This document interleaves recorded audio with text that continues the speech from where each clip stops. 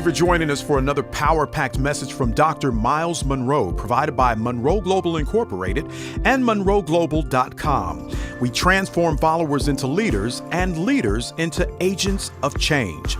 We hope that this message is a blessing to you as you advance your life and discover your purpose. Now, let's go into the message. So I want to speak to you on character, the moral force of leadership. I'm going to move very fast, so you need to write fast or do what most people do, steal my PowerPoint by taking photographs. Just remember to give me credit and tell them where the photograph came from. Otherwise, you are plagiarizing and stealing. And I know that no one steals in this place. We have character. I want to focus tonight on understanding the priority and the power of the process of leadership and character. And I'm going to do something very unique tonight. I'm going to combine the session that we did not complete this morning with the session tonight. So you're going to get two focuses tonight, and you'll see them come together. I'm going to talk about understanding this concept of character and how to define it. And then we're going to talk about how that affects your moral force. So I'm going to talk about this key, the foundation key of 21st century leadership. We will not survive the next 10 years if we continue the way we're going globally. The defects of character are so deep that there's no way our countries can survive. That includes your country. If we do not address the issue of defective character in leadership. I will show you this photograph fairly often tonight because the only, or should I say one of the only remaining images of a living leader who has embodied some measure of character that must be admired is the president of South Africa, Mr. Nelson Mandela. We have a few left on the planet that we can emulate as people who have shown us and demonstrated this measure of character that we are looking for. We want to mention a little bit about the components of character, which includes ethics and morality. And I will also show you a number of statues tonight for a reason, because this will be the heart of my definition of character. So our focus tonight is on the moral force of character. Now, in our session that we did not complete this morning, please write this down. I want to first of all take a quick look at the fact that character matters. We should not even have to say this, but apparently it is so lacking, we have to say it. Character does matter. As a matter of fact, I hope by the time I am finished that you would agree with me about my convictions that character is the most important thing that matters. Because in the end, all you have to protect you is your character. Let's talk a little bit about leadership first. And I want to stress that much of what I'm going to talk about tonight you'll find in the new book. And so please, if you didn't catch all of the information, be sure to invest in that material and take your time and read the book. Leadership is valuable and powerful. Let's talk about them quickly. Nothing happens without leadership. Nothing changes without leadership. Nothing develops without leadership. Nothing improves without someone taking leadership. Nothing is corrected in any situation unless someone emerges and decides, I'm going to fix this. Like Martin Luther King Jr. or Mother Teresa or Mahatma Gandhi. These are people who decided something's wrong with this, I'm going to correct this. Leadership is necessary for correction in society. Also, nothing succeeds without leadership. And the problem is everybody's always being led by somebody, even though you may not be conscious of it because you are being influenced by someone. And so it's important for you to be aware of who is leading me, or who am I following, or who am I allowing to influence my life. And we're going to see why in a minute that's so important. Let's talk a little bit about some questions about leadership, because everyone thinks that, leadership is a simple matter, but here's some questions about leadership. Is leadership about power? Is it about position or talent or skill, authority, or is it about physical traits? Is the leadership about social status maybe? Something the leadership is about family heritage. I was born into a family of politicians, so I'm automatically earmarked to be a national leader or something.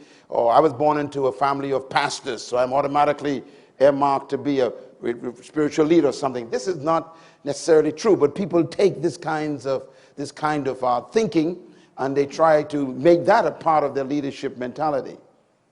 But here's a big one. Is leadership about charisma? Which is a very important study that the Greeks did and the Romans adopted.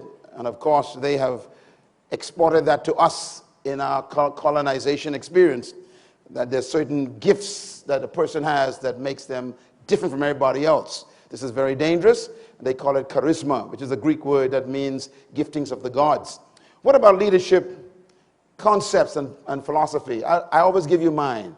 This is my belief about leadership. I believe that everybody was born to be a leader, but not necessarily over people. You were born to be a leader in an area of gifting.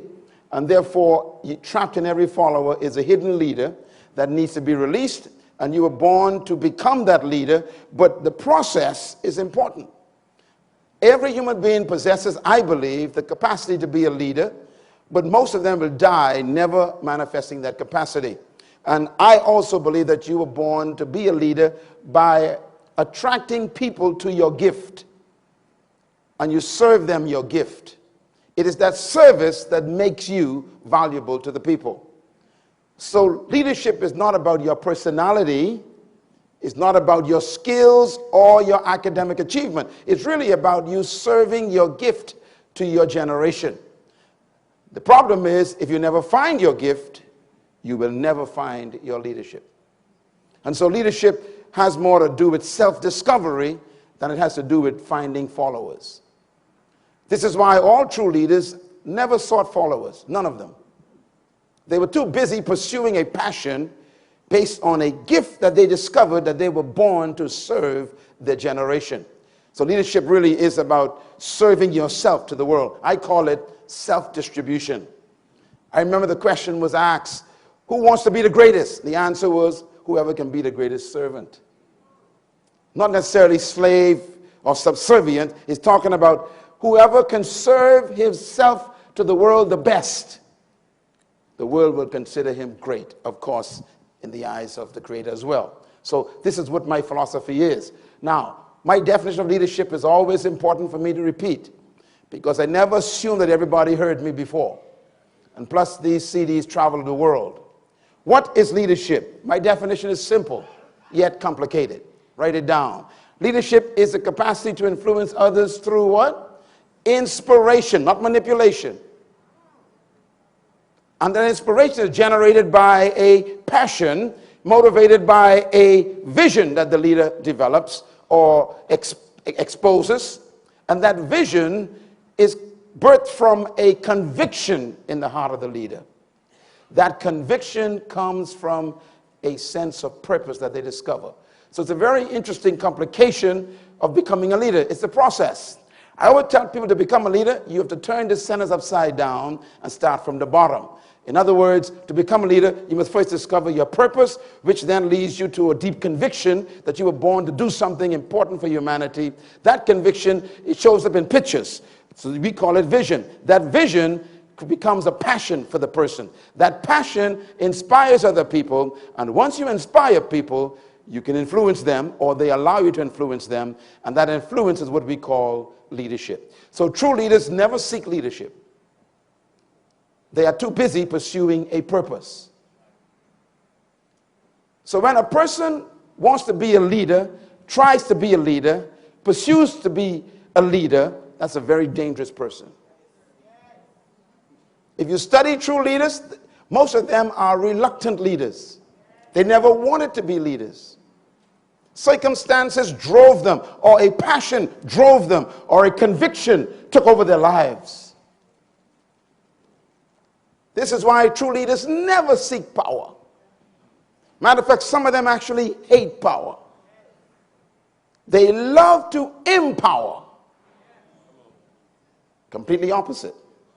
Their desire is to make other people great, to free other people, to make other people prosperous. True leaders are completely contradictory to those today we call leaders, because they seek the good of other people, not the good that people can give them. When I read about leadership, I remind you of these two statements, one by Abraham Lincoln. Here's a man who was a reluctant leader. He says, concerning the position he had on slavery, he told his party, his own political party, he says, slavery is wrong. Black people should be freed in America. Do you know that most of his party members owned slaves? And they said to him, you are crazy, we're going to kill you. He went against his own political party. Show me politicians who would do that today. Your conviction should be bigger than your political platform. You know, think about this. All those who were in his party and government at the time, we remember none of them. Write this down. Your convictions make you historical. You are not remembered for what you compromised on. You are always remembered for what you stood for.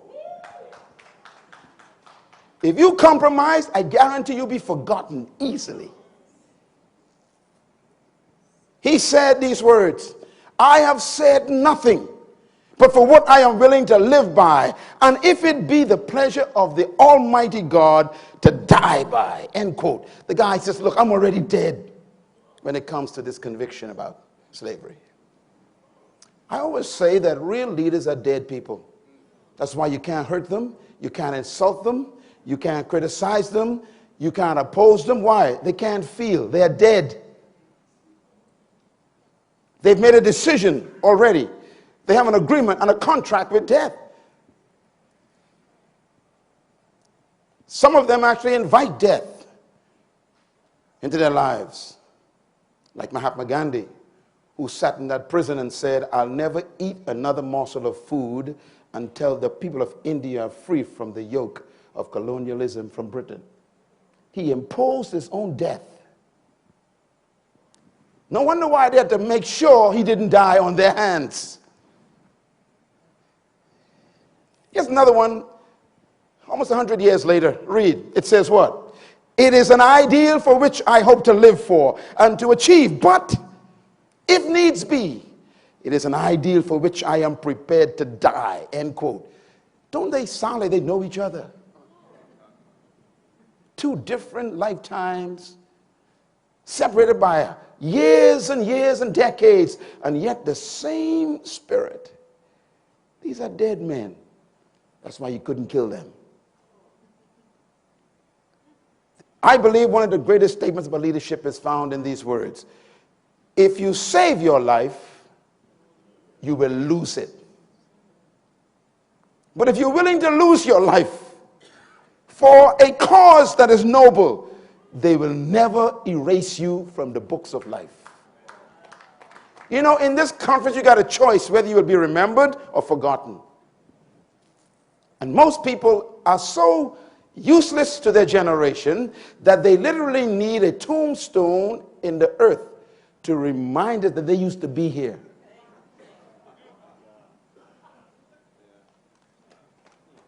I hope that this conference will destroy your need for a tombstone. That you would etch your name in the hearts of humans because of your willingness to die for a cause, to help humanity become what they were intended to be, that you will never be forgotten. Leadership, therefore, is not about finding something to live for. It's about finding something to die for. This is leadership. And this is why all who claim to be true leaders suddenly are tested. And the test is not to destroy, the test is to prove. The moment you decide to step out in your gift, all hell breaks loose. The good news is heaven also breaks loose at the same time. Go ahead and clap. That's a good place to clap. When you find a cause that is worthy of self-sacrifice, you become the beginning of a leader. Write this statement down. True leadership is born when you discover the problem in life you were born to solve. I am of the deep conviction that every human came to earth to solve a problem. Most people don't ever find the problem, so they basically get a job.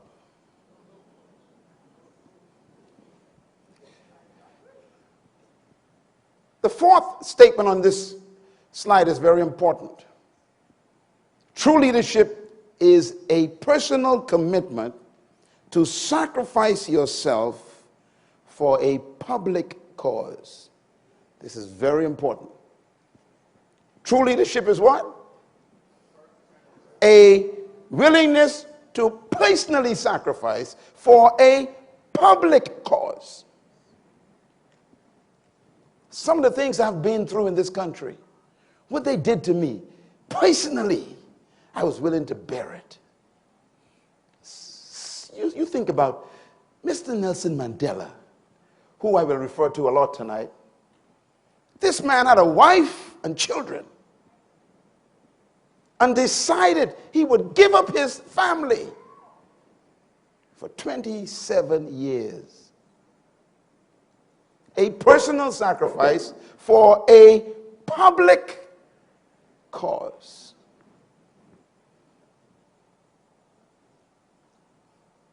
Martin Luther King Jr. had a wife and children.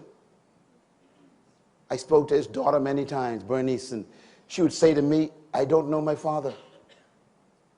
I don't know him. She says, I never saw him. I saw him on TV as a child. I saw him leading all these people with horses and dogs, but he never was my daddy. It was a personal sacrifice for a public cause, and that's why we can't forget him. Your problem is you are so protective of your personal protection. You have no public contribution.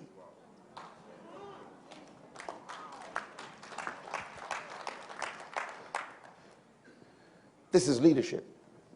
You cannot change the world and have a normal life. I know what I'm talking about. I hardly sleep in my home. I was counting the days I spent at home this year, and I'm embarrassed. But it's the public passion that demands the private sacrifice. And that's why most people prefer to be followers. Followers can have a 9-to-5 job and watch TV from 6 o'clock. And we forget them.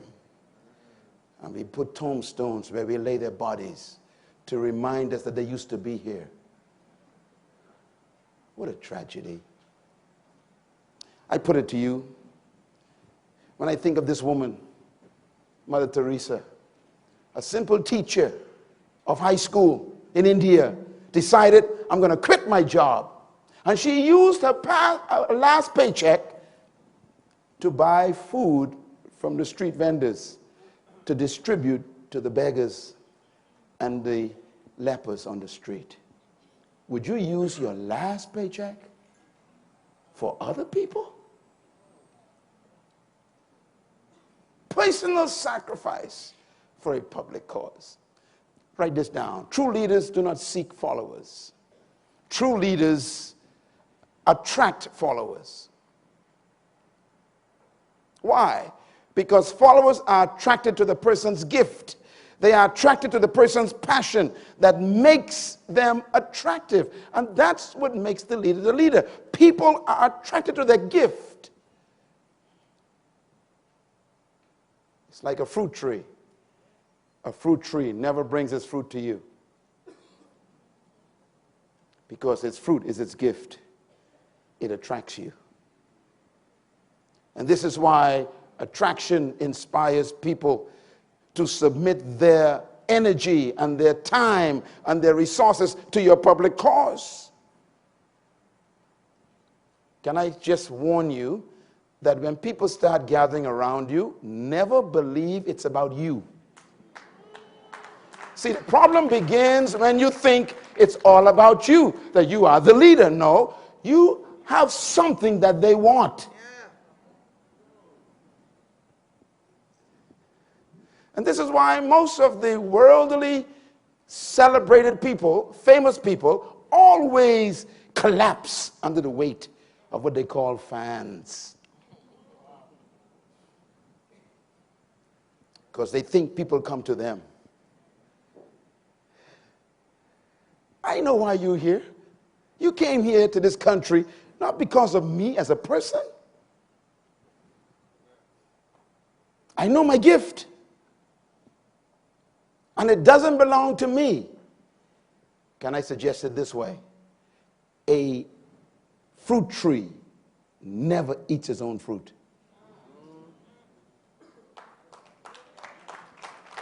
Because the fruit is never for the tree. It's really not about you. And the mystery is, when you go to a fruit tree, you ignore the leaves, ignore the branches. You never look at the bark. You don't care how big the tree is. You have one focus. Tell your friends, calm down. This is not about you. So give them the fruit. Clap your hands right there. Leadership is about service. It's about serving that fruit to the world. And this is why true leaders don't have ego problems. They have no pride problems. Why? Because they know it's not about them. I like what Jesus said, the great leader. He said, I didn't come to be served, but to serve myself. A ransom to many. He knew what made him famous, not his personality. That's why today we have no idea about his personality. Have you ever thought about it? We don't know what kind of man he was. We have no photographs of him. No one knows how he looks. Nobody. And yet he's in people's minds every day. What picture do you see? You don't see a photograph of a person. You see his character. You see his fruit. His works, he call it. Great leaders never need tombstones. Reminds me of Moses, huh? We have no idea where he's buried. Don't know how he died. And we assume God killed him. The Bible simply said he was no more. That means God killed him. But, they said in a nice way. And the reason why God did that is because he wanted to prove that your life is bigger than your cemetery resting place.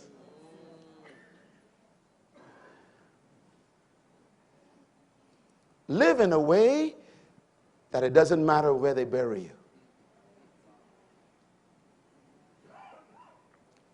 Let your life be bigger than your grave. And that happens when you find your gift and you serve it to the world. Write this down. True leadership is therefore not measured by how many people serve you, but by how many people you serve. The more people you serve, the less you will be forgotten.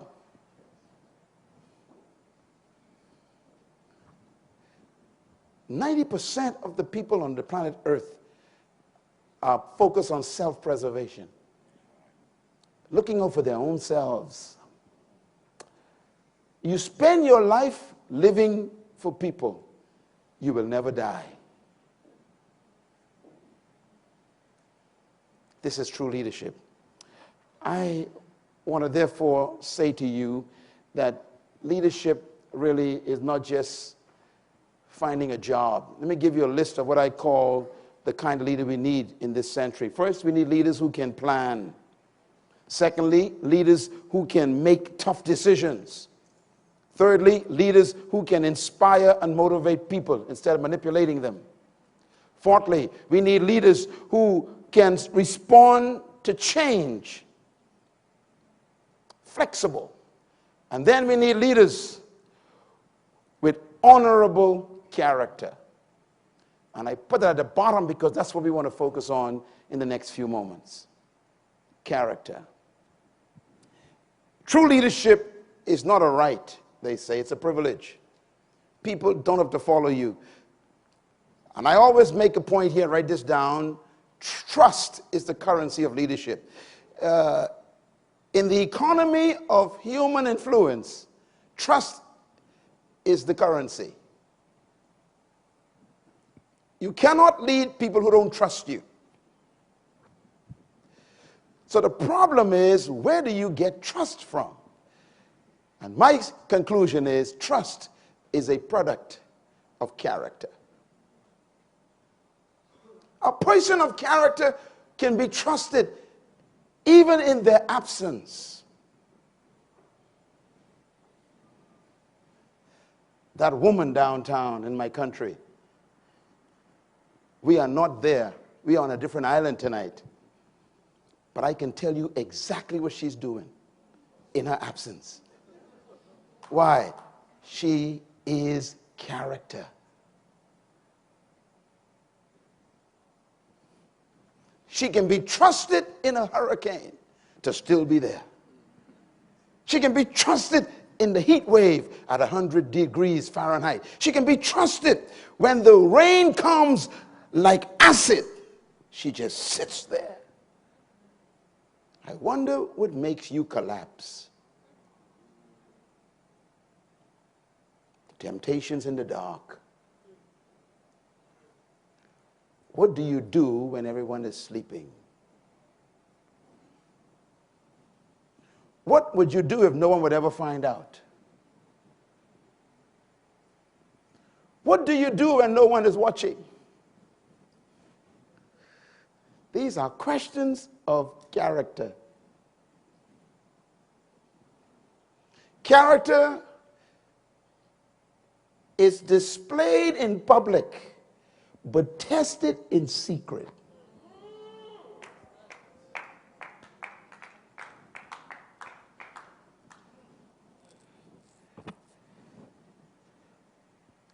And if you want to be trusted, you have to pursue with all your passion the direction of character. That's been my life's goal. I live right so you can trust me.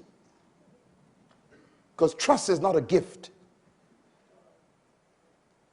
God doesn't give you trust. There's no gift of the Spirit called trust. Trust is earned by consistency. What did I say? Write that down, please. Because you see, the problem with leaders today is they change every day. Not only day, they change a few times in a day. Trust. Character is the source of trust.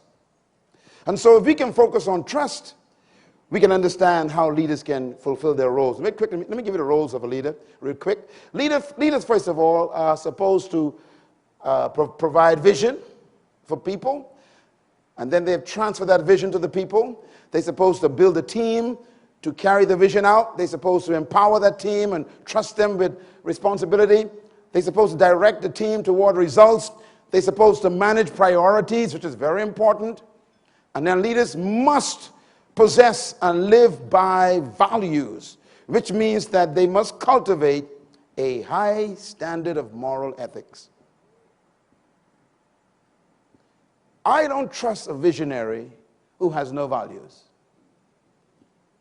Your big vision doesn't impress me because I don't know who you're sleeping with in the night. Values are more important than vision. Principles more important than power. And sometimes we pursue the academics of leadership and not the morals of leadership. We become experts with clay feet. Skillful people with no foundation. This is dangerous. And that's what we have today. Let me give you quickly the 12 keys of leadership. You want to become a leader? Take a photograph of this and then I'll charge you later. The 12 keys to become an effective leader. Number 1, what is it? Purpose. Number 2, passion. Number 3, compassion. Number 4, vision. Number 5, principles. Number 6, trust. Number 7, competence. Number 8, inspiration. Number 9, priority. Number 10, moral conviction. Number 11, dedication to a cause. And number 10, character. And I put it on the bottom because it is the foundation of the whole building. Leadership is vital. The most powerful force of a leader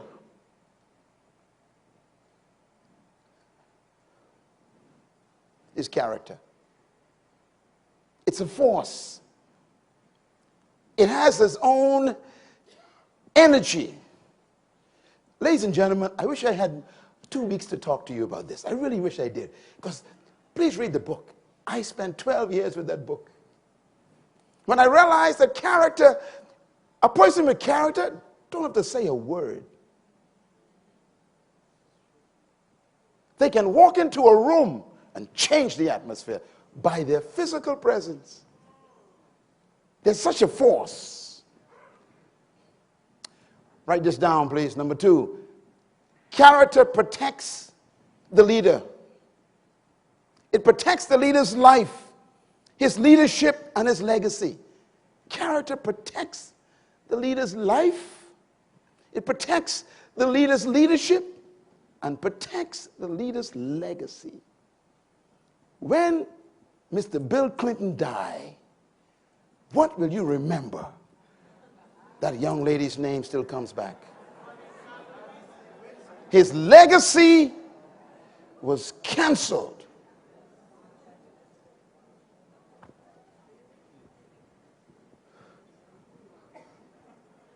Who's more famous, Delilah or Samson? You answer the question.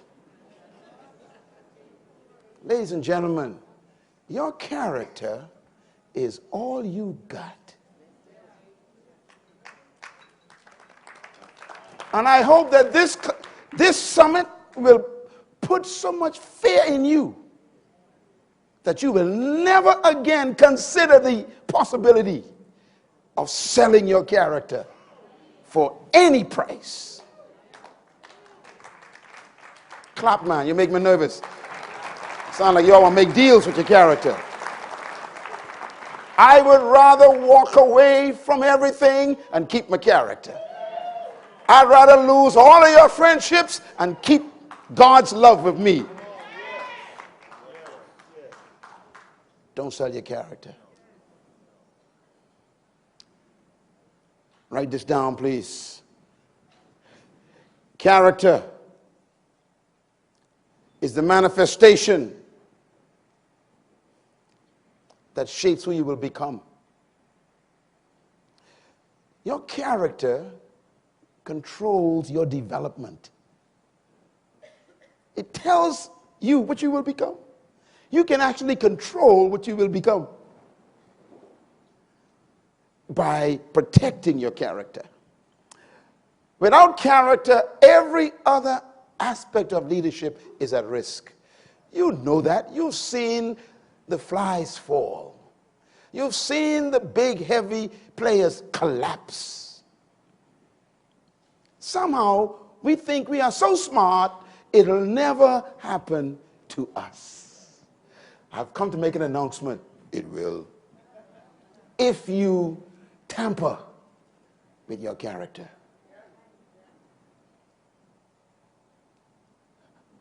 Character extends the longevity of a leader.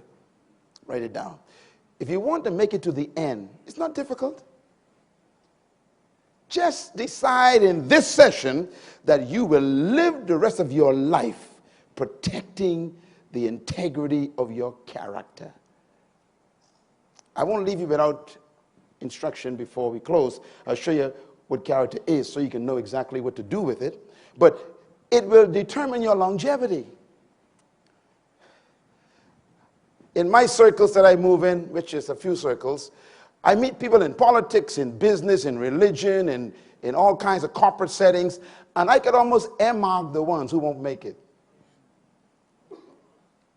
I meet some powerful preachers, and after 2 minutes with them, I go, this one is on his way down. And everybody's clapping while I'm weeping. Because they confuse gift with character. Your gift is only as safe as your character. Your gift can never keep you. How many gifted people today are walking the streets because they violated their character? Ladies and gentlemen, I want to give you what I call the moral force of character. Character is in the long run, it is the decisive factor in the life of an individual and also of a nation alike. Roosevelt said that. This is the president of a country. Maybe we need more presidents to learn that statement. He says, character in the long run is the decisive factor in the life of an individual and of nations alike. I like this one. This is Myles Munroe. Here's what he says. A leader's gift is only as safe as the character that contains it. Your character exists to hold your gift. It is only as safe as your character. What you are now could be destroyed next week.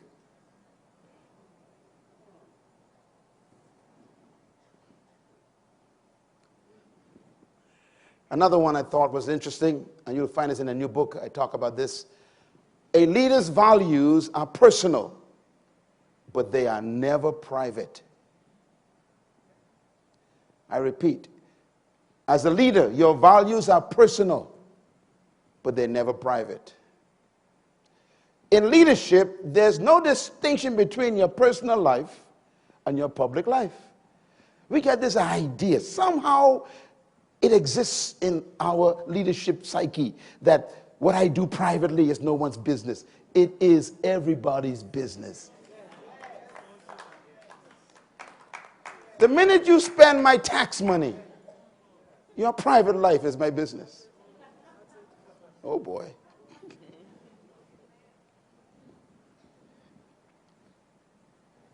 You know, you hear stories of politicians going on vacation or going to a seminar somewhere, and they spend $50,000 for a weekend, and now they are in jail. But it was a private seminar.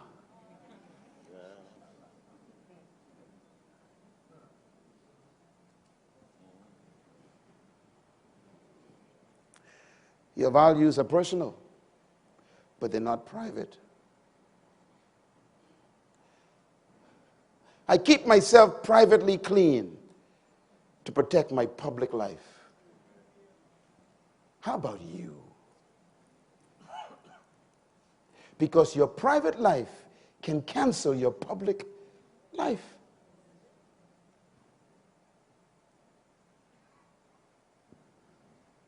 What are you doing right now that we don't know about that can destroy your future?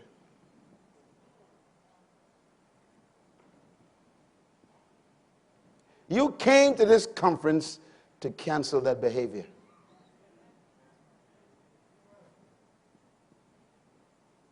Because you are too important to us to lose you.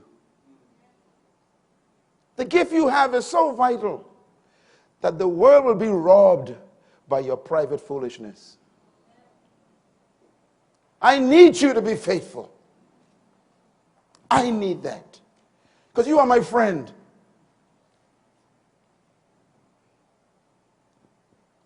Everywhere I go, I carry all of you with me. Everywhere I go. Even in the dark. I carry you with me because I say they trust me. Live with people's trust on your head. That's all you get.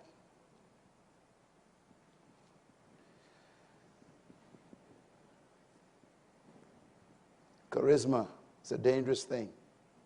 Write this down, please. People become leaders when they make the decision not to sacrifice their principles on the altar of convenience or compromise. That's when a leader is born. A leader is born when somebody captures a conviction that they refuse to compromise on. That's when leadership is born.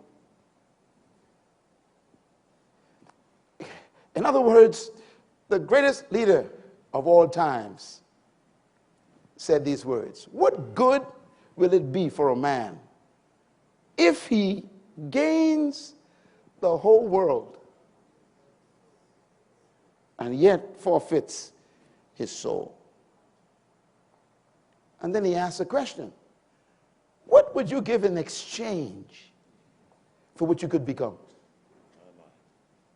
With all that's ahead of you, you got another 20 years of greatness. It could be canceled in 20 seconds by a bad decision in the present. I live in the present to protect the future. I make decisions consciously with the future constantly on my mind. I told the young people in our organization, in our ministry, for the last 5 or 6 years, I said, look, God always gives you instructions, and if you obey them, you are wise, because all the laws of God are given to help you enjoy your memories.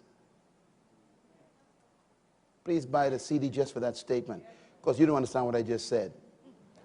The laws of God are given to protect your memories. Let me put it another way.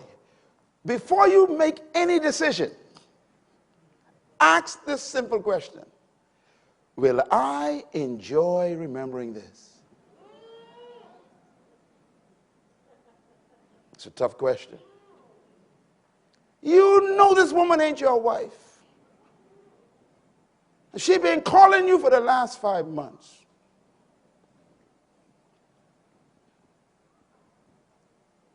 And you got to the point where your weakness has grabbed a hold of your sanity, and you're about to call her back.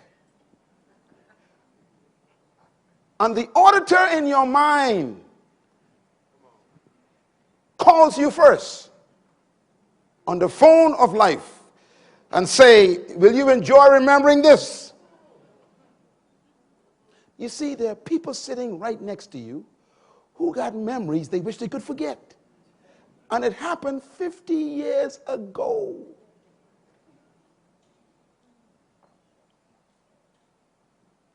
If you do right, you'll enjoy your memories. I was a virgin when I married my wife, and so was she. Boy, what a wonderful memory.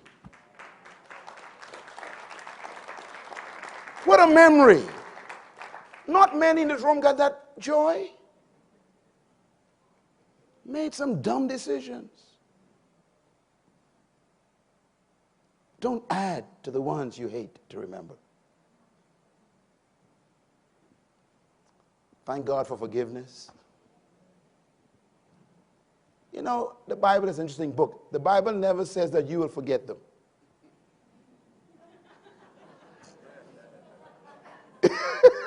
It says what? God will forget them. It didn't say you. You got to live with that, God says.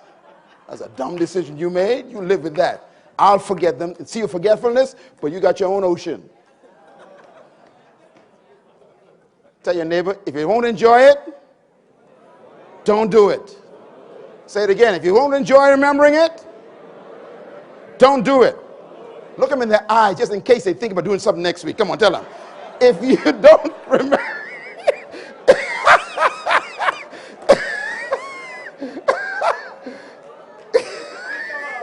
don't even think about it, he says. Yeah, you got to enjoy your memories if you live right. Is this good stuff? Yeah.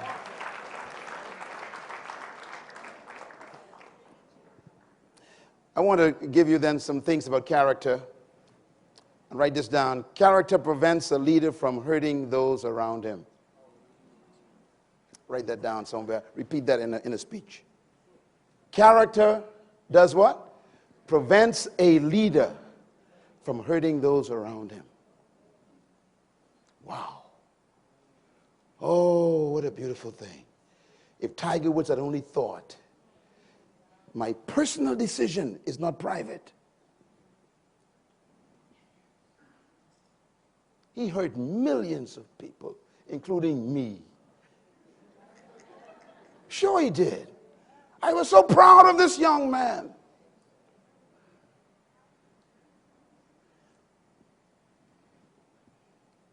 Character is about protecting the people who trust you. Number two, leaders influence the mindset of the followers. And therefore, leaders influence the characteristics of the followers. The last one is most important. Leaders influence the morality of the followers. Therefore, leaders influence the destiny of the followers.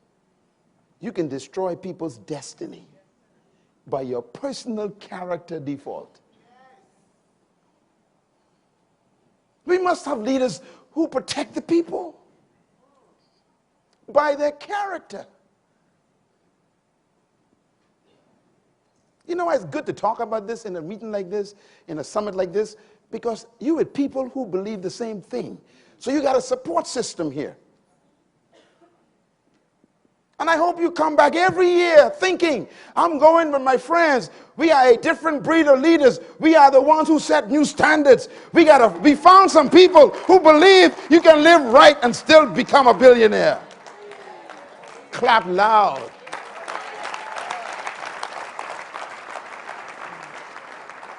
Leaders influence the destiny of followers. You know, the greatest leader that ever lived said these words.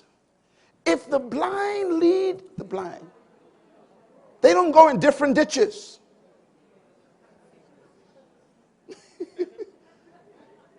They both fall into the ditch. Can I suggest to you, you are going exactly where your leader is going. You know, some people ask me the strangest questions often. They say, Dr. Munroe, I know my pastor ain't living right, but he's a good man and he's a good preacher. What should I do? Leave the church. Yeah, but he's my bishop and he was my daddy's bishop. No wonder why your daddy's dead.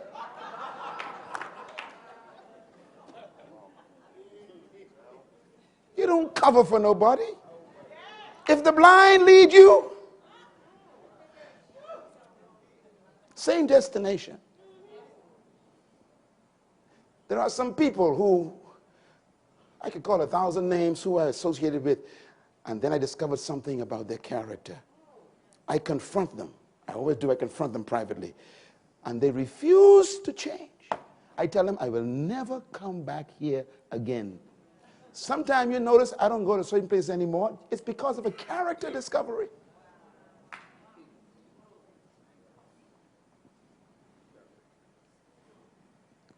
Because I am not a ditch dweller.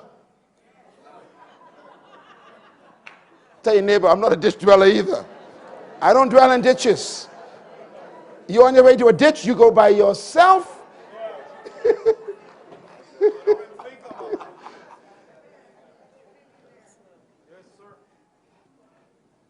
Your destiny is tied to people's character. Write this down, why character matters to you. This is the conclusion of this segment, then I'm going to close a little bit on morality. But let's write this down, why character matters. Number one, why does character matter? I want everyone to get this CD, please. Matter of fact, these two CDs are the most important CDs you will have in your life for a while.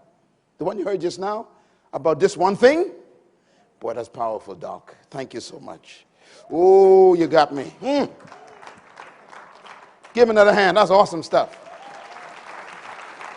Yeah. Write this down, please. Why does character matter to you? This is number one question. Here's the answer. It matters to you because, first of all, character establishes and strengthens your inner life so that you are a person of integrity and honor.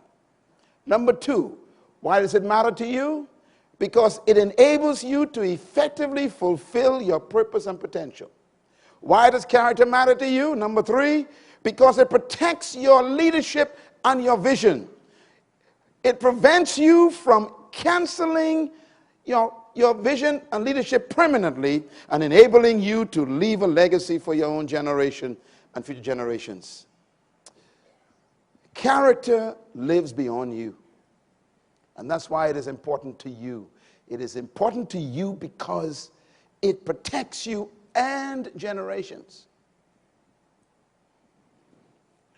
When my wife had my son, and the doctor gave me the baby to hold, I held this little boy in my hand. And I'll never forget, my wife and I had talked about what we're going to name our son. He's the one you saw standing next to me today, a little handsome fella. And I said, I'm going to give him my name. But I had to think it through for a minute. Because I knew if I ever gave my son my name, it will force me to live right. Otherwise, he'll be cursed forever.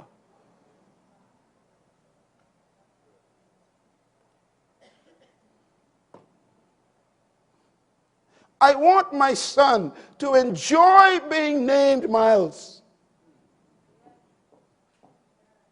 I want him to go into the bank after I die and they say to him, oh, you're the other Myles. Your father's name was good. The only way I can do that is with my character. Because a good name is better than silver and gold.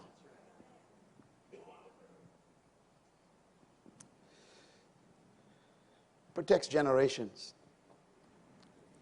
Second question, why is character important to the world? First, to you, but why is it important to the people around you? Number one, because it is the key to inspirational leadership. People need the encouragement and the influence of genuine leaders if they are to fulfill their own purpose and live peacefully and productive lives. They need people with character around them to help them do that. Secondly, it is safeguarding the well-being of those who are under the authority of leaders or are otherwise affected by leaders' actions and influence. That's why it's important to the world. And thirdly, why is character important to the world around you? Because it enables leaders to build and maintain a healthy communication of communities around them while addressing critical problems with ethics and integrity. It's very difficult for you to talk about stuff that you ain't doing. Now, this is where we get into the moral force of leadership. The moral force of leadership is character because character is the only thing that gives weight to your words. Your words have no weight. The weight of your words is in your character, not your volume. The weight of your words is in your character, not in the size of the words you use. The weight of your words are in your character, not in the sophisticated sentences that you can complicatedly put together. How many times have you sat listening to a speaker and every word they spoke you canceled in your mind because you know too much about them? I wonder if people are canceling your words.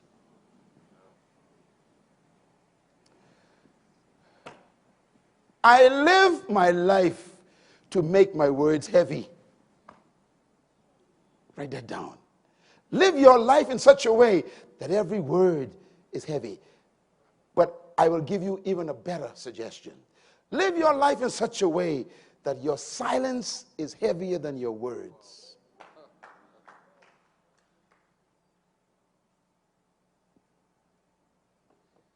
A person of character has a heavy silence. It's a moral force.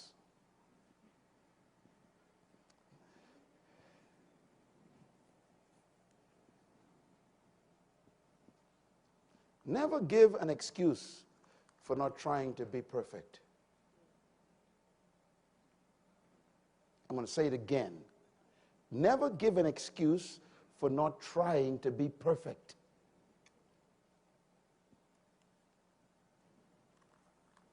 I didn't say you're perfect, but never give an excuse for not trying to be. Let your words be heavy by your character. Oh, my heart is so heavy with this. I look at this picture. I love this picture. Martin Luther King Jr. Phew. Heavy words. Have you ever heard anywhere in history where people took a day to celebrate a man's speech? Let me say it again. This is unheard of in our times. All over the world, 2 months ago, the whole world celebrated a man's speech.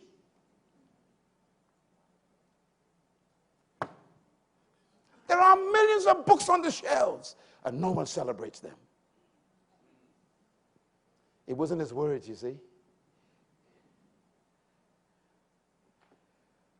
All of us can say, I have a dream, but we only remember one person who said it.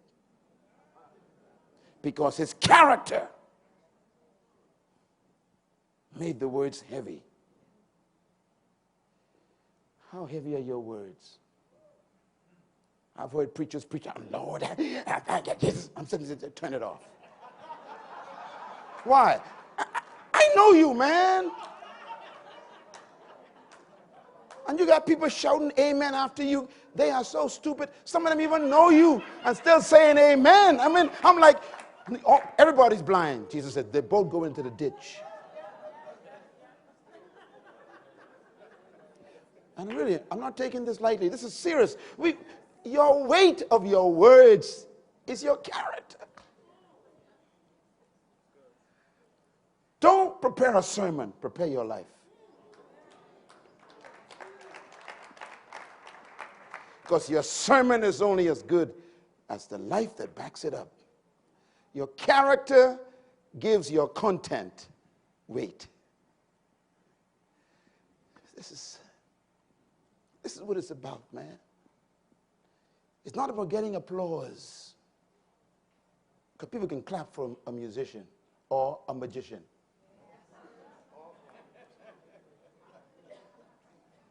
You go to a circus, you clap for a clown. Don't look now, but there's one right behind you.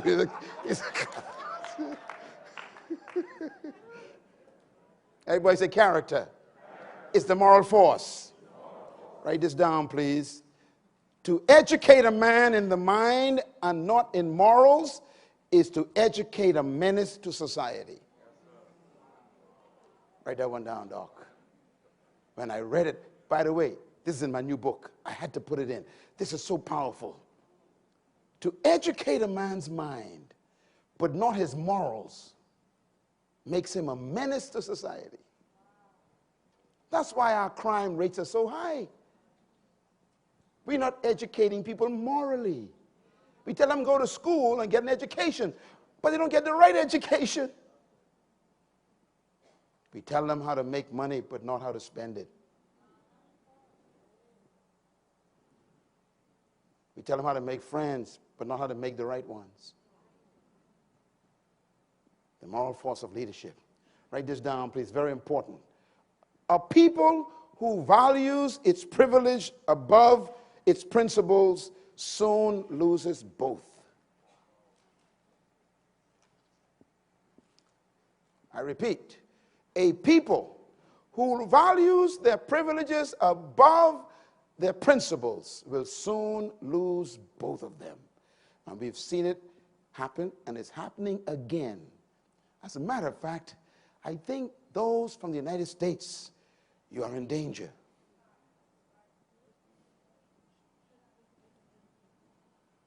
Because it seems like your social compass, your moral compass is going off the scale. Where you are so proud of your privilege and your right to be certain things, you don't care about the principle behind it. I've come to the conclusion that rights are not always right. And one of the greatest weaknesses of democracy is rights. Not all rights are right. You have a right to tell somebody a piece of your mind. But is it right to tell them?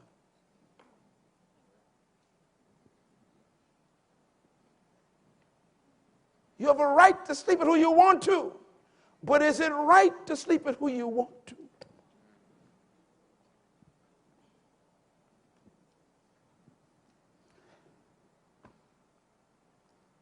Not all rights are right. A person of character doesn't just pursue their rights. They pursue what's right. And sometimes what's right goes against the rights. And I say to all politicians in this room, you be careful of what rights you protect. Because your rights that you protect may be wrong. Yes, sir.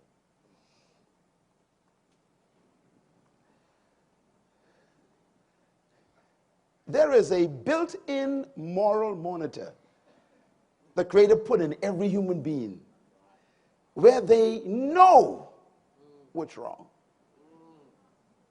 Never ignore your moral compass.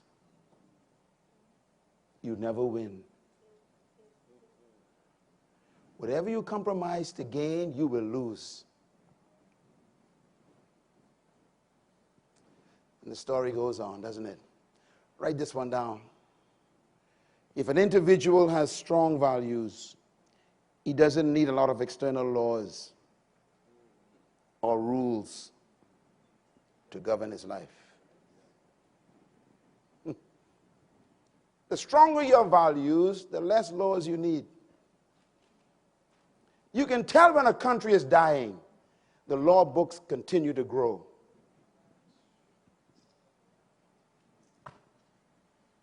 The more laws you create, it's a sign that the country is disintegrating morally.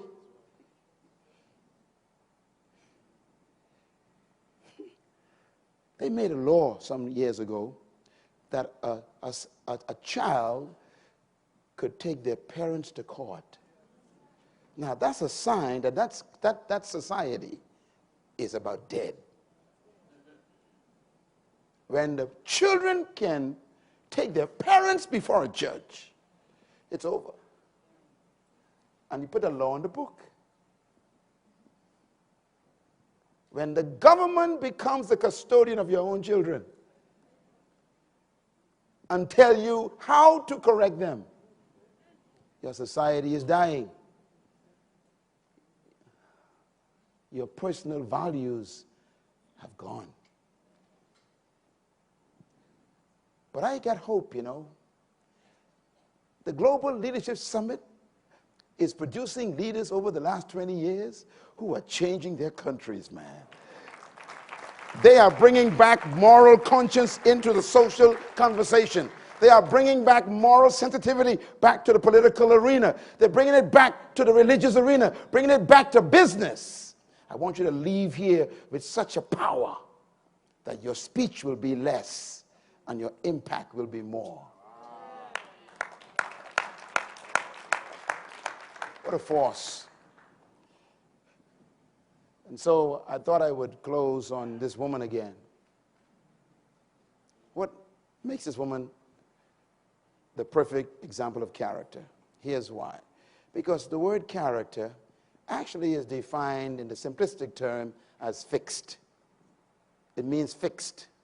It also means predictable. When I did the research on this for this book, which is over 12 years ago, I began researching this, I discovered that character is very simple. It simply means statute. I used to wonder why God calls his word statutes. Same word. Why? Because they don't change.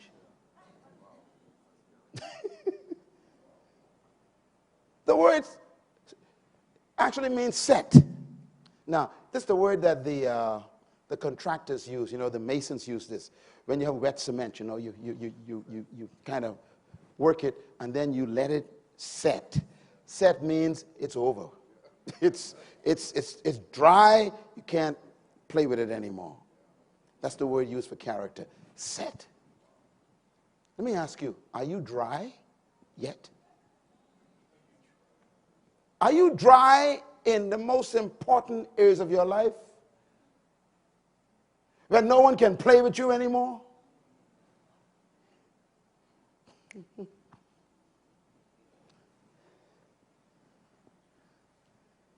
Fixed. Statue. Character also means image. Amazing word, image. Same as statue, an image.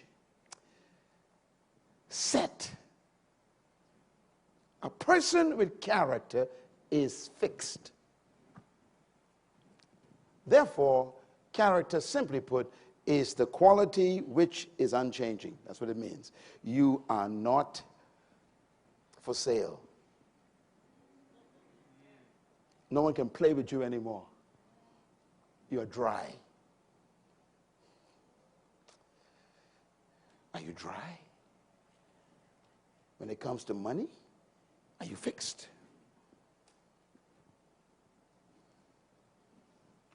What we heard tonight was so important about obeying God. It means that you are so fixed on God's word, you don't compromise it for nothing, including your best friends. You're fixed. I like number 2. In my book, I talk about this a lot. Everybody say predictable. The word character means predictable. So I can talk about the woman downtown, and I can say this: she's sitting on a chair with a scepter in her hand, and she's holding a law book.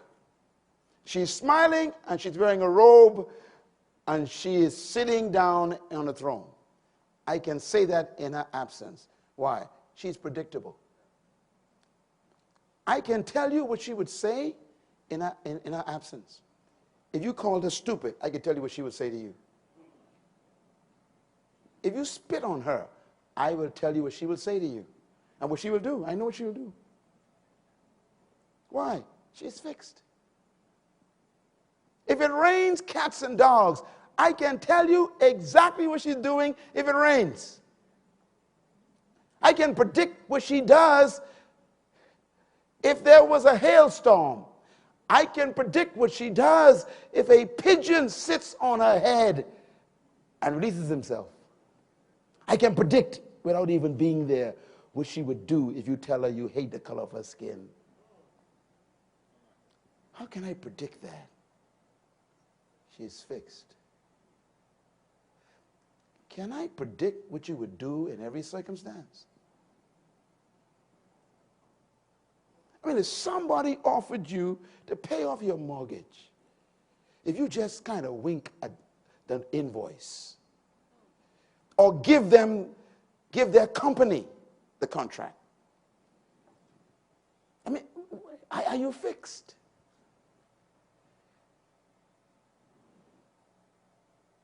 Are you still wet cement? A person of character cannot be bought. Let me just say something important. If someone approaches you to do evil or to break a law, it's already too late for you.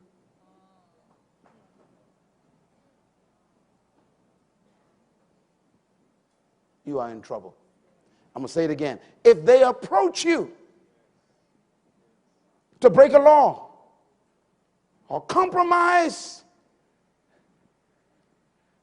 a responsible position, you are already in trouble. Because somehow your values were not loud enough. Your moral standards were so weak that they actually thought you would do it. You are in trouble. Let it be said of you in your absence, don't even ask her. Why? I know her. Don't even go to him. You waste your time with him. Why? He is fixed. Where's your character? Can they speak about you in your absence?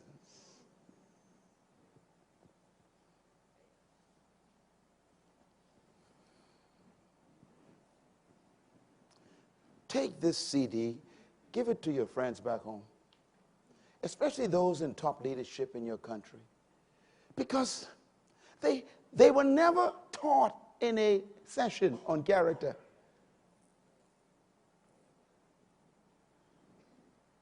And that's why we got policemen going to jail, soldiers going to jail, politicians go into jail, preachers go into jail, pastors go into jail, corporate executives go into jail, CEOs go into, everybody's going to jail. Why?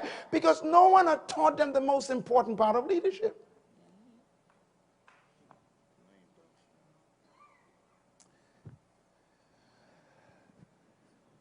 I'm never impressed by a man's title. I'm never impressed by his position. I'm never impressed by the way she is dressed. I'm never impressed by how much money they have. I'm never impressed by how well you preach or how you speak in tongues. I really don't care. I want to know about your character.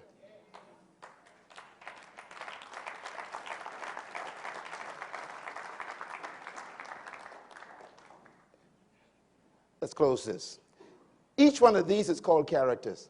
Can you tell me why? Look at them. Do you know why? Because they never change. A is always A in any part of the world. And A is A in the dark.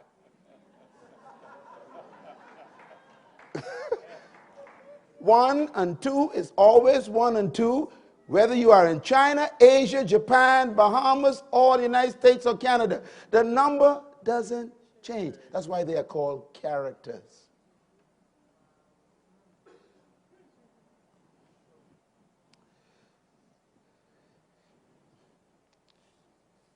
Principles never change. People think I'm a good teacher. I'm not a good teacher.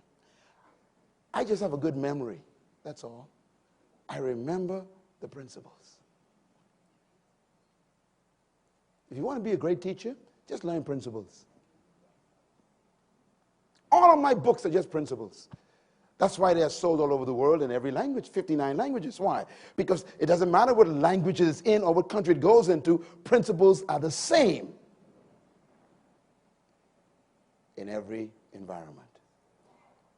That's why character is simply living by principles.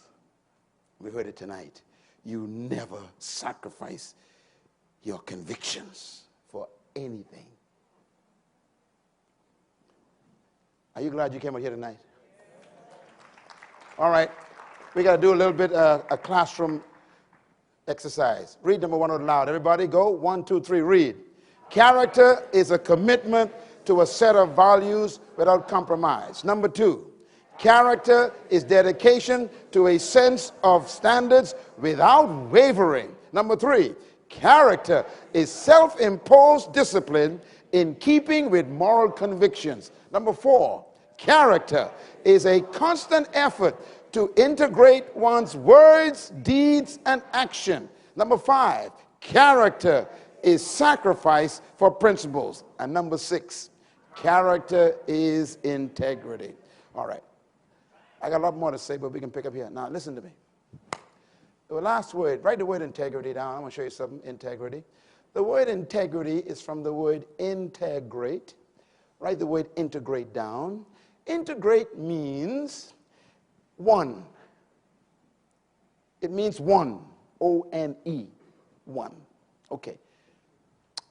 I want to demonstrate this. Can I have one of you come here, please? Yeah, just come here. Just anyone. Yeah, run. Quick. Can you come, Leo? Stand here. Okay, stay right there. Stay right there. Okay, you stand here. Face each other. Okay. Now, I want to show you what integrity is, which is the same as character. Okay. This is the same person, okay? But they got 2 different lives. This is Leo in the day. This is Leo in the night. They're the same person. I'm talking to a lot of people in this room. Most people struggle with these 2 persons. That's the struggle we're talking about. This person shouts at this person all the time. And this person shouts at this person all the time. And they try to tell each other what to do. So in the day, this person says, I'll take over in the day. I'll show a certain lifestyle in the day. And then in the night, this person says, I'll take over. So you go to sleep.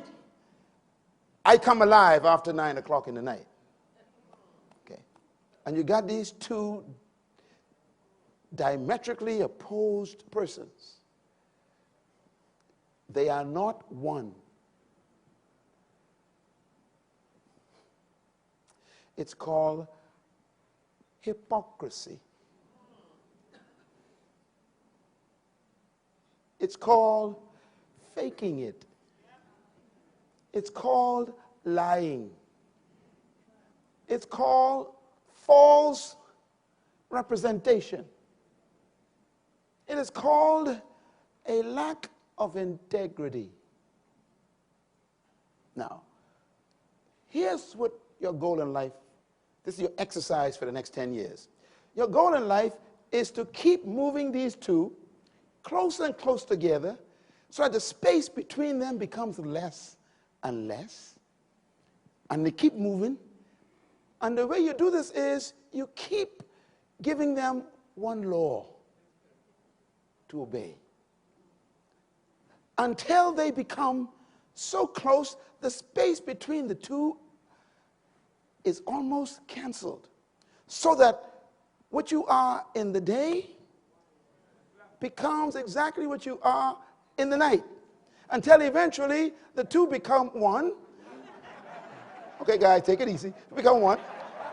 Watch this. So that whatever we see now or later is the same.